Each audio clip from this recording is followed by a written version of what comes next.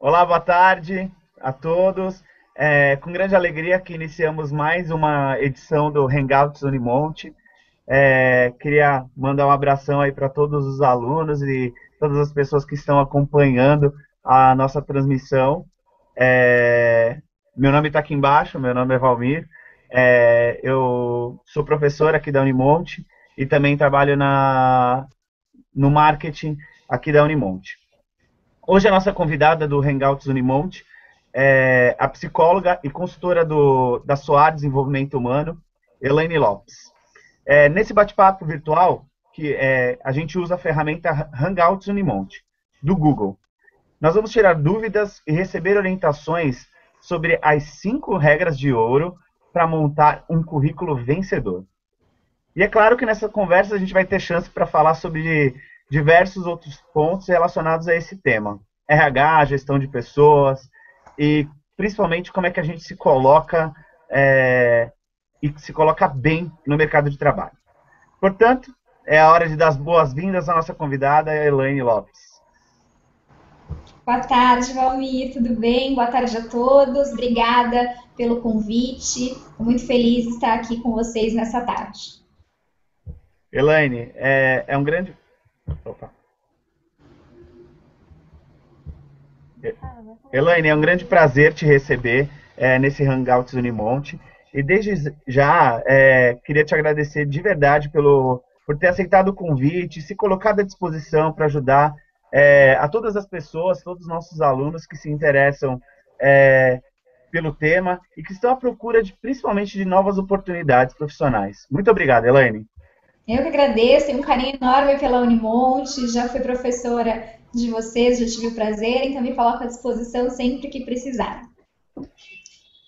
Legal. Para a gente começar a conversar, Elaine, é, vamos, vamos começar então pelo título do nosso evento, né? É, é certo que existem muitas recomendações para elaboração de um currículo ou um portfólio, mas quais são as 5 principais regras de ouro para montar um currículo vencedor, na tua opinião? Bem, eu elenquei aqui algumas coisas que nos meus 10 anos de recursos humanos eu concluí como mais importantes na hora de selecionar um currículo, né? Primeiro, seja objetivo. Um currículo ele deve conter no máximo 2 folhas, não mais do que isso. Independente da experiência que você tenha, tente resumir nessas 2 folhas. Um selecionador ele tem até 30 segundos apenas para conseguir visualizar um currículo e se sentir interessado nesse currículo. Então, sempre levar em consideração a formação mais importante e recente no início. Não precisa colocar o ensino fundamental, o ensino médio que você obteve e as atividades desenvolvidas de forma resumida, compatíveis com o cargo que você está se candidatando. A segunda dica é seja direcionado. Preste atenção ao cargo que você está se candidatando, à vaga, e elabore um currículo para aquela vaga. Você não precisa colocar informações que não sejam compatíveis àquela vaga, que não sejam interessantes para aquele cargo, e também utilizar a linguagem de acordo com a empresa que você está se candidatando, de acordo com a cultura que você está se candidatando. É importante que esse currículo seja direcionado, que você não panflete o seu currículo. Importante também a terceira dica, eu acho que essa é uma das mais cruciais, que o currículo não possua erros de português. Já peguei muitos currículos com erros de português assim drásticos e isso não é muito bem visto para os selecionadores. Isso com certeza descarta um candidato num processo seletivo. Então, sempre que você elaborar um currículo, se possível, peça para que alguém corrija o seu currículo, verifique se existe algum erro, se está tudo certo, para que você consiga mandar com o maior acerto possível. A quarta dica é seja ético. Fala a verdade no seu currículo e, se possível, apenas o que possa ser comprovado. Nível de inglês ou nível de qualquer outro idioma que você tenha um certificado ou que você tenha ido numa escola de idiomas e tenha feito um teste, possua uma avaliação desse idioma, ou até mesmo um perfil comportamental. Muita gente coloca no currículo, tenho perfil de liderança ou tenho perfil proativo, e às vezes não é esse o perfil da pessoa. A gente consegue comprovar no processo seletivo que o perfil é outro. Então é interessante colocar no currículo apenas o que possa ser comprovado. Se você não tem um teste de perfil, não tem um teste de proficiência do idioma, tente não colocar essa informação. E como quinta dica, mantenha sempre o seu currículo atualizado.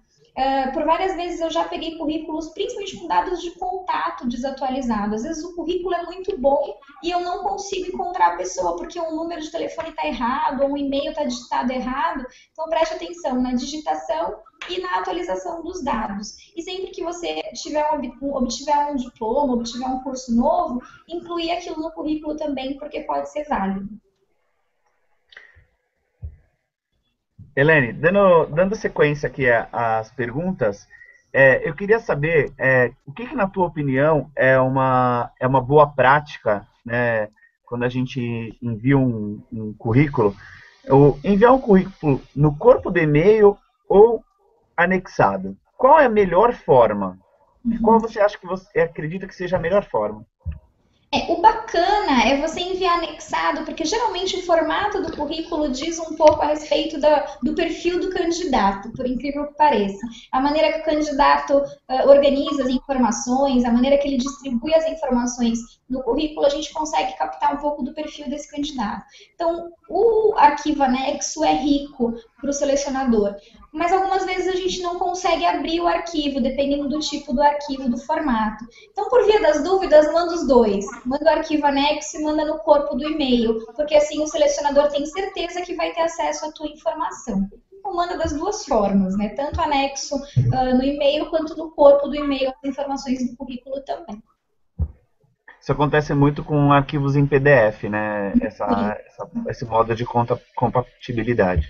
Muito, tanto o PDF quanto o Word novo, né, o DocX. Muita gente não tem o DocX ainda instalado, então quando a gente tenta abrir, a gente não consegue. É importante que isso tenha no corpo do e-mail para a gente poder ter acesso às informações. Elaine, tu acredita que mentir no currículo ele é válido para pelo menos ser chamado para uma primeira entrevista, ou isso representa um tiro no pé e queima o filme já de cara do candidato? Então, não só um tiro no pé quanto um tiro no peito. Eu acho que mentir jamais não tem porquê. Se você mente no currículo, em algum momento aquela mentira vai ser colocada à prova, né? Ou na tua experiência do dia a dia, ou na própria entrevista, ou no próprio processo de admissão. Eu tenho uma situação que é muito curiosa. Eu tinha uma vaga X numa empresa que eu trabalhei, e o requisito mínimo naquela empresa é que as pessoas os candidatos estivessem pelo menos cursando faculdade. Não necessariamente com faculdade completa, mas cursando. E aí eu recebi um currículo que o rapaz possuía a experiência necessária, o idioma necessário, e no currículo constava que ele estava cursando a faculdade. Aí ele participou de todo o processo seletivo, das dinâmicas, dos testes, e foi aprovado no processo. Na hora da contratação, na hora de entregar os documentos, ele me trouxe um canhoto de inscrição do vestibular. Ou seja, ele não sabia nem se ele ia passar no vestibular, se ele seria aprovado para poder cursar a faculdade. Ele não foi contratado nessa empresa pelo fato de ele ter mentido, e ele já havia pedido demissão da empresa que ele trabalhava. Ele ficou sem os dois empregos, ele acabou voltando para o mercado de trabalho. Ou seja, se deu bem mal, né? Não é bacana. Elaine, eu queria que tu contasse algum case interessante, né, para compartilhar de uma forma boa e de uma má prática na elaboração de currículos, né? Uma forma positiva, eu recebi um currículo uma vez que tinha uma certa característica, e uma forma que, eu recebi um currículo de uma forma que é totalmente inadequada. De formas positivas, eu tenho um pouco de dificuldade de te dar um exemplo, porque justamente são vários exemplos e várias vezes isso acontece. Pessoas que mandam currículos de forma limpa, objetiva, com as informações em ordem decrescente, informações verídicas, sempre são bons exemplos. Então, eu teria que te dar vários exemplos, não teria um específico para te mostrar. Infelizmente, os exemplos que mais marcam são os exemplos negativos, como esse que eu acabei de te dar, e tem um outro também que é muito curioso. Alguns candidatos acham que pelo fato de mandar muitas vezes o currículo, isso vai aumentar a sua chance de ser chamado, e isso não é verdade. Eu recebia o currículo de uma determinada mulher quase que toda semana, quando eu trabalhava numa empresa, e além de ela me mandar quase que semanalmente, ela me mandava com foto. Um determinado dia eu estava almoçando num restaurante do centro e eu vi uma pessoa na fila desse restaurante e eu pensei, eu conheço essa moça de algum lugar. E coincidentemente, nesse dia, essa pessoa teve uma atitude um pouco inadequada na fila do restaurante e ficou marcado para mim. Quando eu cheguei no escritório, eu recebi o currículo dessa moça mais uma vez, em mais uma semana, e pela foto eu reconheci que era aquela moça do restaurante.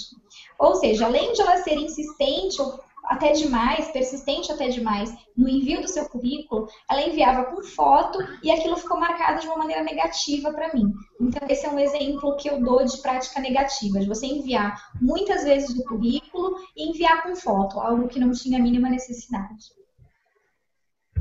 Por mais que a empresa seja o teu alvo, né, que você queira muito trabalhar nessa empresa, essa insistência de fato não é uma coisa que cai bem você ficar insistindo a todo momento, enviando currículo para todas as vagas que a empresa abre. É muito complicado isso, né? Pelo contrário, isso acaba queimando o candidato. Ele fica realmente mal falado e meio que dá uma descredibilidade, faz o efeito contrário. Quando você manda um currículo, se você não tem o perfil para aquela vaga que você mandou o currículo, provavelmente o selecionador vai guardar o seu currículo para uma vaga que você apresente o perfil.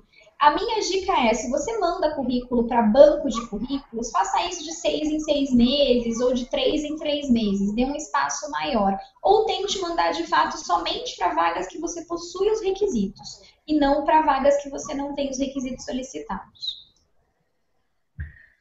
Todo mundo fala aqui que Santos é uma ilha, né?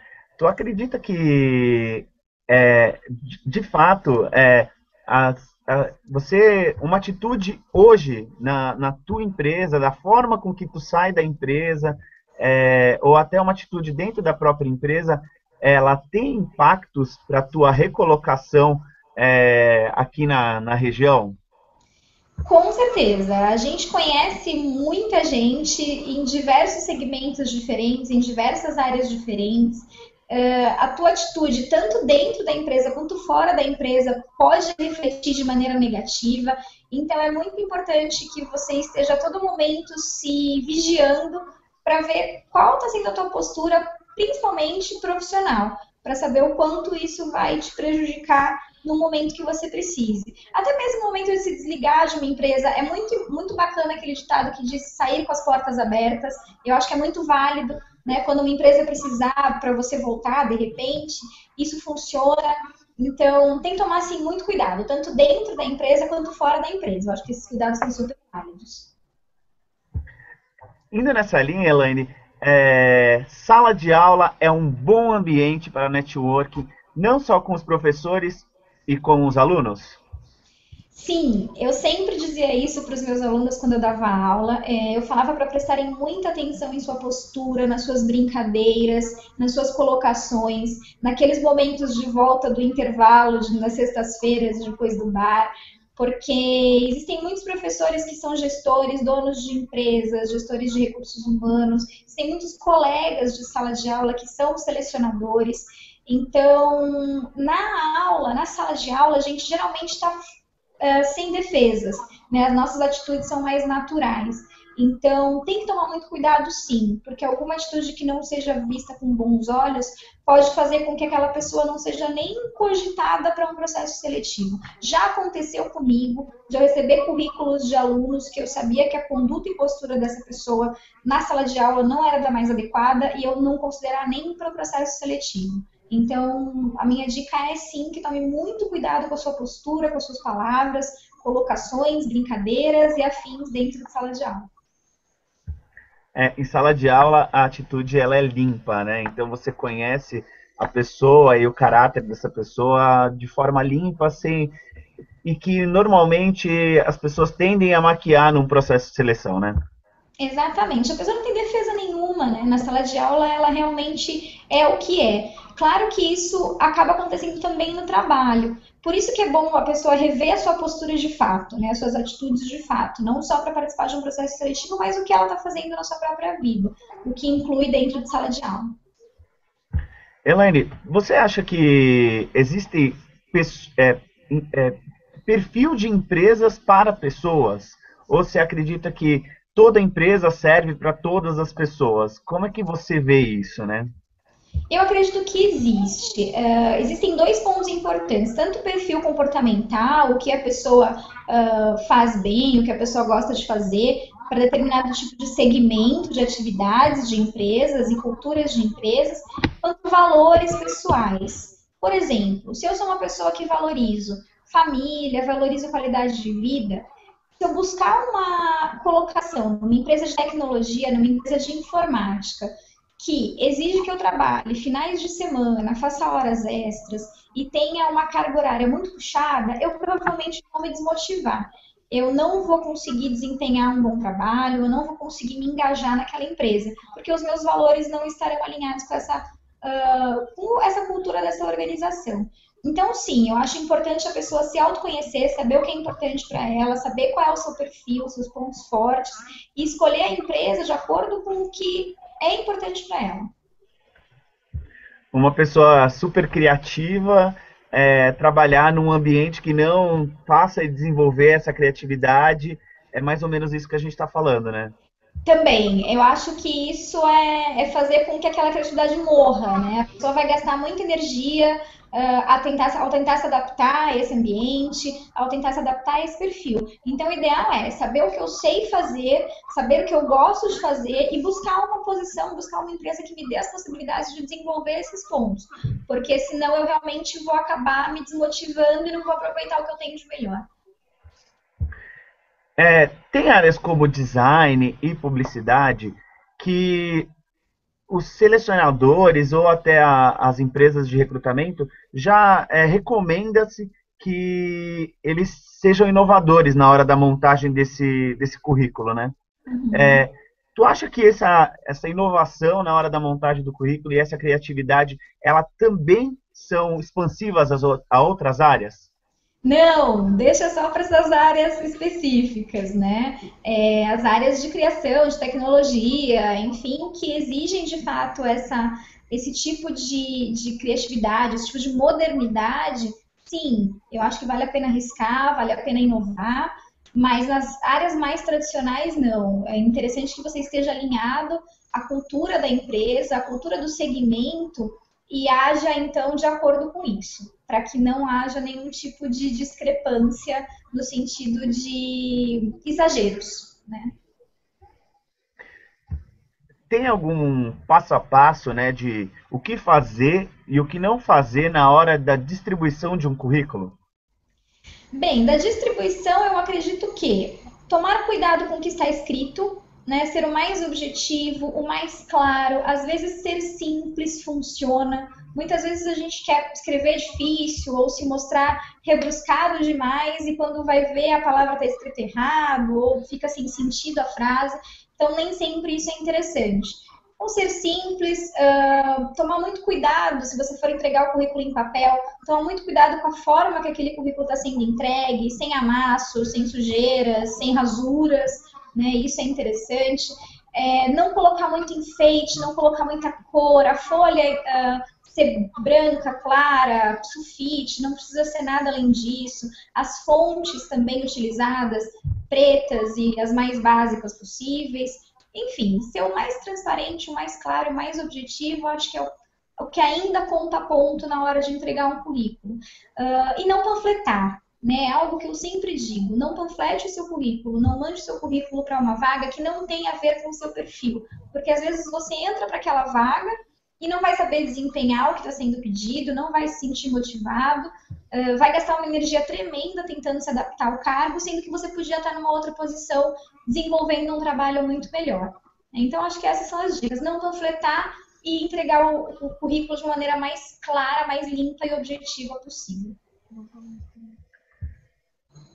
Elaine, a gente tem uma pergunta aqui de uma aluna nossa que está participando aí online, está assistindo online junto com a gente, e ela Legal. está falando que ela foi demitida por discordar de um jeito de trabalhar de um novo gestor. Uhum. O que responder quando esse for o ponto de vista questionado em uma entrevista? Por exemplo, ela foi demitida E aí, quando ela vai num processo de seleção, o que ela deve responder quando ela passa por esse processo de seleção?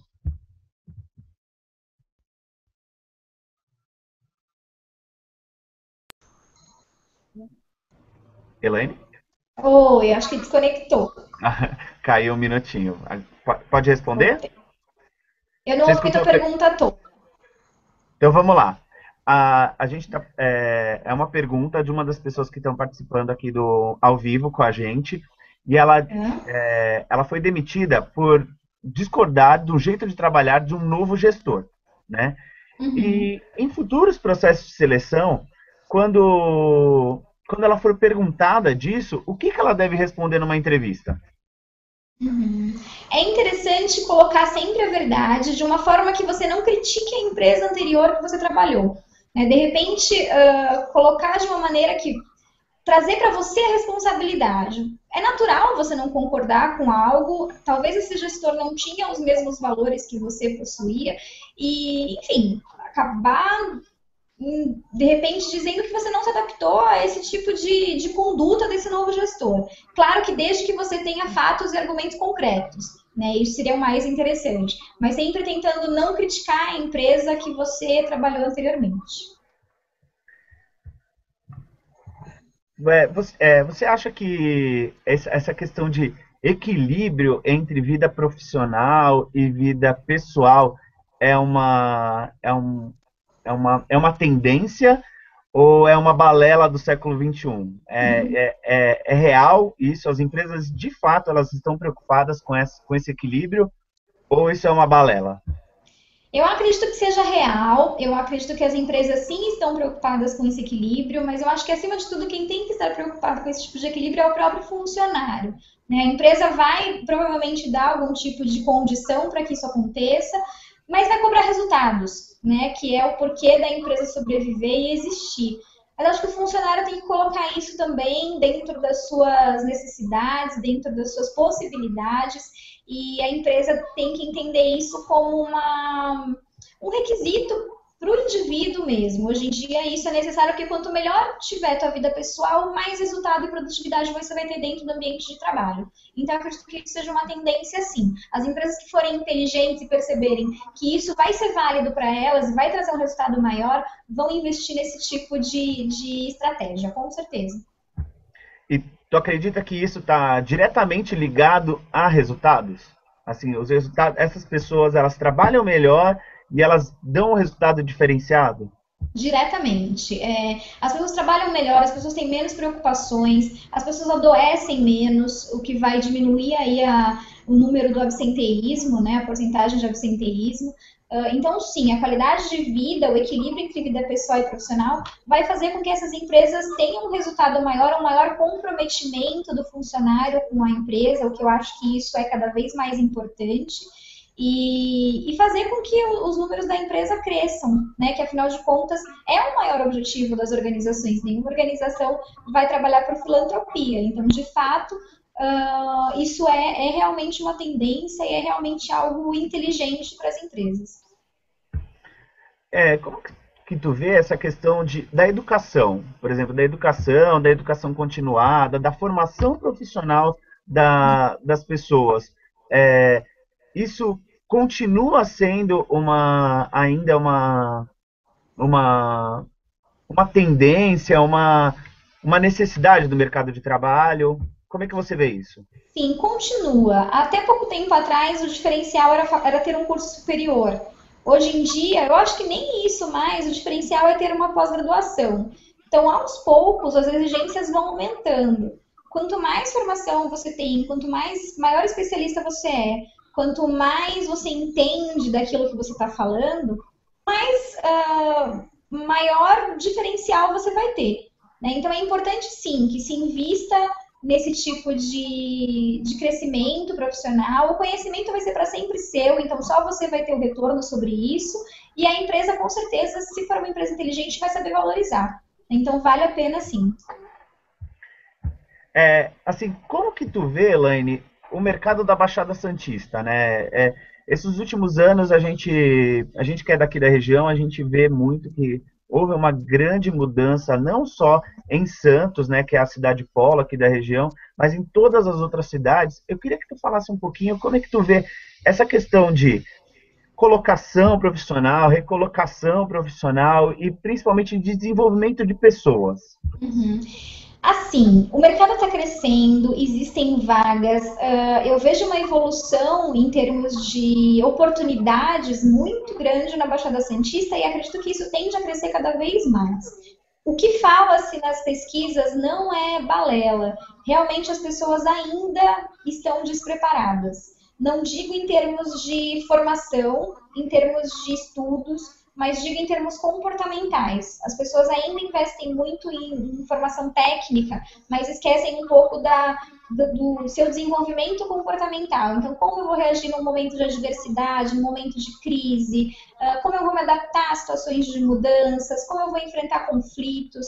As pessoas ainda, infelizmente, não investem nesse tipo de competências, de desenvolvimento de competências, e esses são os grandes diferenciais. Hoje em dia você é contratado por um conhecimento técnico, mas você é desligado por uma falta de competência comportamental. Então eu creio que isso que no processo seletivo ainda é o grande gap, ainda é a grande falha do candidato. Né? Às vezes apresenta uma fantástica formação técnica, mas comportamentalmente deixa a desejar. Então, creio sim que as oportunidades na Baixada Santista vêm crescendo e vão crescer ainda mais, mas torço para que os candidatos se preparem não só tecnicamente, mas também comportamentalmente. Muito legal. Elaine, a gente está no momento de expansão de recursos tecnológicos, né? Hoje em dia todo mundo tem acesso a uma ferramenta de produção de vídeo, de ferramenta digital.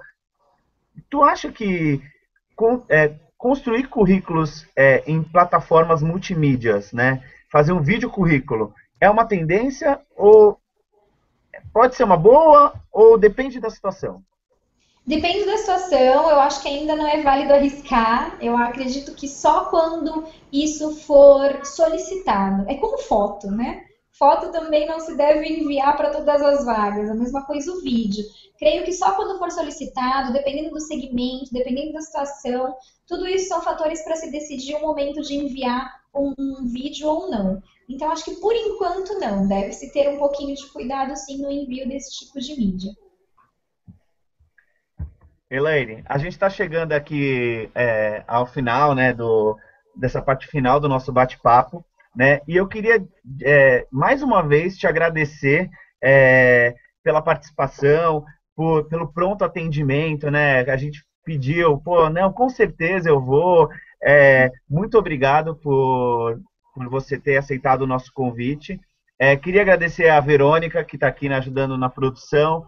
Queria agradecer a Juliana Mendonça, que foi uma das participantes aí, colocou essa pergunta nesse bate-papo. Queria agradecer também aos espectadores que tiveram aqui ao vivo no Hangouts Unimonte. E eu queria que tu deixasse, Elaine, uma mensagem final a respeito desse assunto, para todo mundo que acompanha a gente. Uhum. Bem, eu agradeço novamente a oportunidade, é sempre bom aí estar com parceria com a Unimonte. A minha mensagem é: invista no seu autoconhecimento, invista no seu desenvolvimento pessoal. É um investimento que o retorno é imensurável. Não tenha dúvidas que só você vai saber o quanto isso vai te fortalecer e o quanto isso vai agregar para o seu crescimento profissional. Saiba quais são os seus pontos fortes e o quanto investir neles. E, principalmente, tenha em mente as vagas e oportunidades que você deseja para você. Tenha o controle da sua vida profissional, tenha o controle da sua carreira e candidate-se apenas àquelas vagas que você tem o perfil, porque certamente uma oportunidade vai aparecer de acordo com o seu objetivo profissional. Obrigado mais uma vez, Elaine. Pessoal, esse foi mais um Hangouts Unimonte. Aguarde aí no mês que vem, a gente tem mais um tema de fato relevante para a formação profissional dos nossos alunos. Uma boa tarde e até mais. A partir de agora, esse vídeo vai estar à disposição no YouTube, então coloca lá para os seus amigos também, compartilha para os seus amigos. E vamos fazer valer essa nova ferramenta que a gente está se propondo a fazer aqui para vocês. Um abração.